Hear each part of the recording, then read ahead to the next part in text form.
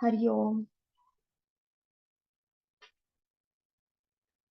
The topic of discussion for today is seeing God in everything. So here let us start with an understanding of what is God, because many people have very varied definitions of God. So God, God, is an acronym. G stands for generator, O operator, D destroyer.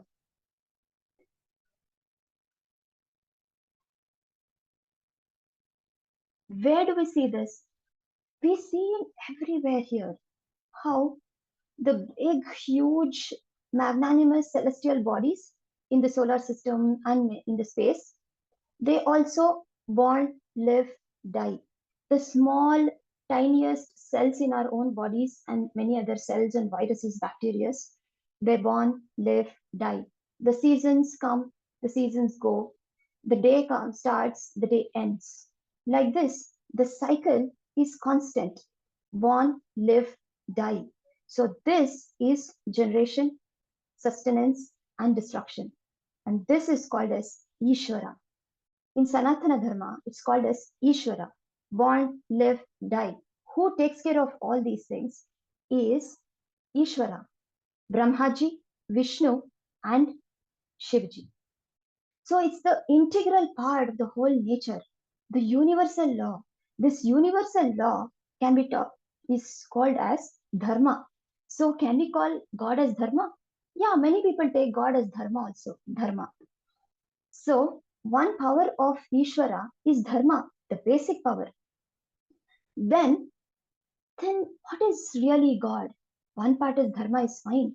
But many people from centuries and centuries, civilizations to societies and cultures, they have investigating and understanding and their own different given meanings for God. What is God then? Some people have something called as God loving, God fearing, or God hating. So what is all this? Some societies think that or take it as God is sitting somewhere up above the sky, and the God is all powerful, magnanimous, highest capable personality is taking care of the whole universe, that is us, all jivas. And if we do something wrong, God will punish. So, because of that fear of punishment, many people take God as God fearing, of fear towards God. And, some people hate that too. Hate how can God punish us? And this God fearing or hating seems normal because when a dictator God is standing up above the high in the skies and trying to manage, obviously people will fear or hate. But many cultures, other cultures have something called as God loving. God is someone who is up above the skies and trying to manage and help us live a better life and takes care like mother and keeps on giving boons whenever we ask for, like an ATM machine. So God, now God is uh, lovable or God loving. So this is also one kind of God people understand. So now does it mean that what I understand about God is what I perceive is what God really is? That is what it looks like. But in our Sanatana Dharma, in our Puranas, we have many different stories. See, Puranas are not just a story or any myth or imagination of people. But the thing is, Puranas have deeper spiritual meanings. So one such example I would like to share it here.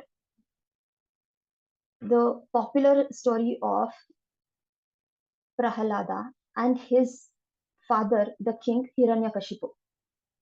Hiranyakashipu was a very powerful king. So he thought that he's so powerful that he can beat Vishnu himself. And he is extraordinarily powerful and he is the boon giver. And when he is the king, people have to respect him as God, as Vishnu himself. So out of fear, his subjects and people accept him as God. But But his own son, the tiny little boy, whose young boy, Prahalada, has understood the meaning of God. The real meaning of God is consciousness, Satchit Ananda Swarupa. Consciousness, bliss, existence. So he always is chanting Vishnu Nama. Om Namo Bhagavate Vasudevaya. Om Namo Bhagavate Vasudevaya. Om Namo Bhagavate Vasudevaya. So, what is the meaning of this Om Namo Bhagavate Vasudevaya mantra? Vasudeva means indweller of all, one and all. And who can be the indweller of one and all? Consciousness. Consciousness alone can be. So, this small little boy understands the real meaning of God. It's not his perceiving in his own egoistic ways. He comes out of ego and then understand God is all pervading reality, consciousness, existence, bliss. But Hiranyakashipu does not understand this. So he wants to make Prahalada understand that he himself is the God. So when he asks Prahalada says, God is everywhere. Vishnu is in you, Vishnu is in me, Vishnu is in this pillar, Vishnu is in this wall. Out of anger and frustration, Hiranyakashipu could not tolerate this, and because of this, he tries to kill him. Nothing worked. So now he starts hitting the wall. Nothing works. So he says, if I hit wall, does your Vishnu get hurt? Prahalada says, no, Vishnu doesn't get hurt. No one can touch Vishnu. So is there Vishnu in this pillar? And hits the pillar. From the pillar, a magnanimous figure, Vishnu Avatara, Narasimha, comes out of it and destroys Hiranyakashipu, saves Prahalada, the devotee. So here, to know God, I need not go on hitting all the pillars, objects, and things. That is not what it means. To understand that every object, every jiva, all of it is nothing but consciousness. See, now we can understand that consciousness is there everywhere, but how to accept that in Jada, Vastu also, the things also are God? It's so difficult to accept that this pen, okay, this pen is God. This light, this table, this chair, this plants and trees and mountains and rivers. It is so difficult to understand God in the things. We can somehow identify and understand, okay, God is there in us, all jivas, because movement is there, experiences is happening. I can feel the consciously I am. So I know I'm consciousness, fine. Existence is also fine. Ananda, little bit, that is also fine. But how about objects? They don't express at all. So there comes the meaning of existence. Every object exists. A pen exists. Tree exists. Light exists. Rivers, plants, trees, animals, mountains, earth, sun, moon, planetary systems, all exist. The existence principle, the easiness, tree is, chair is, that easiness principle is the existence principle, is God. The understanding has changed now from a thing to existence principle. This existence is called as God in Sanatana Dharma. So now, can we see God in everything? Of course. But for that, should I have to destroy the pen or the table, chair, and everything to identify? Will Narasimha come out of it and tell that this is what is existence? No, it's just an understanding. I need not go and break all the things and hit the walls. So it is about the understanding that existence is God. Then that is the reason why in our Sanatana Dharma, when we know all jivas are conscious beings and all objects are nothing but existence, that is Satchit Ananda Swarupa, is all pervading, we start worshipping everything. The whole universe is a place of worship.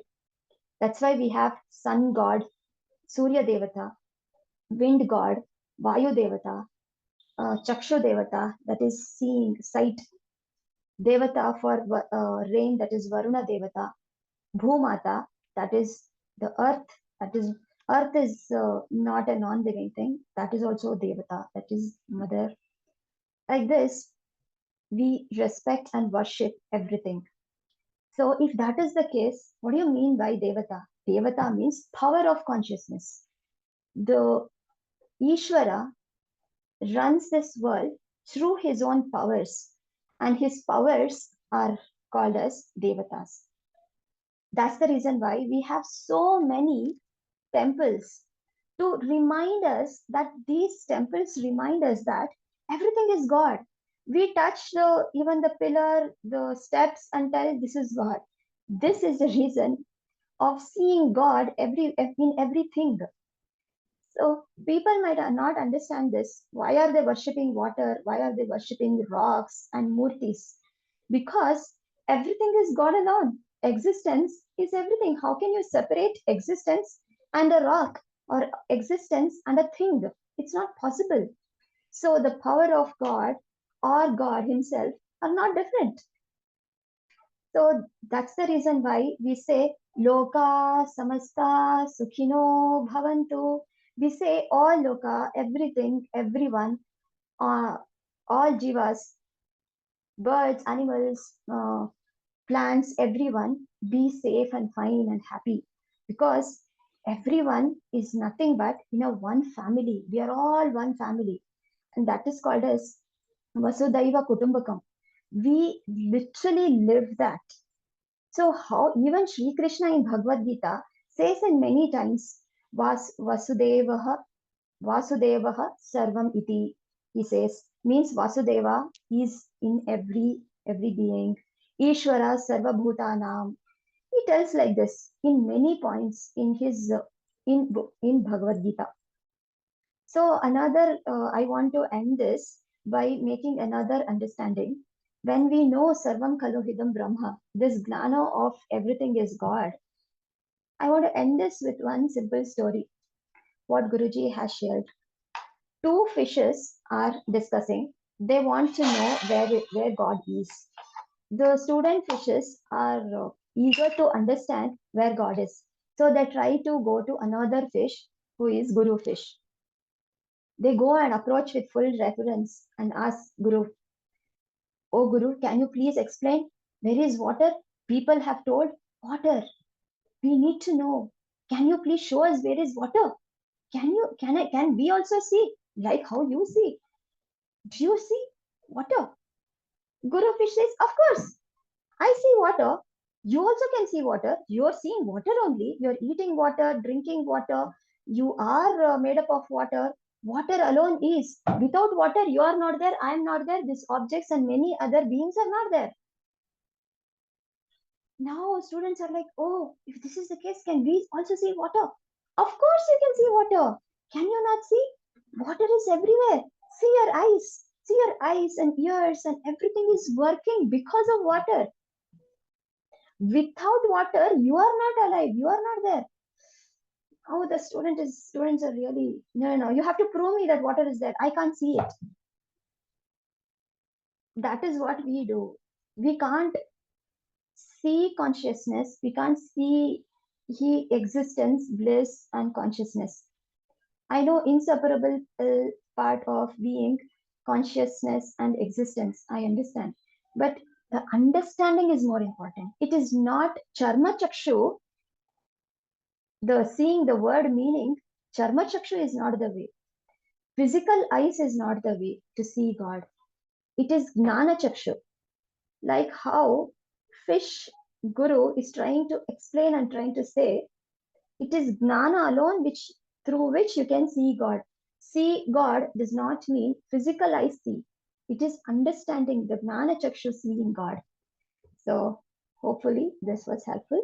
So seeing God in everything, everything as pure existence by Jnana Chakshu, seeing God in everyone as pure consciousness, Satchit Ananda Swarupa, through Jnana Chakshu is what we discussed today. Thank you. Hari Om.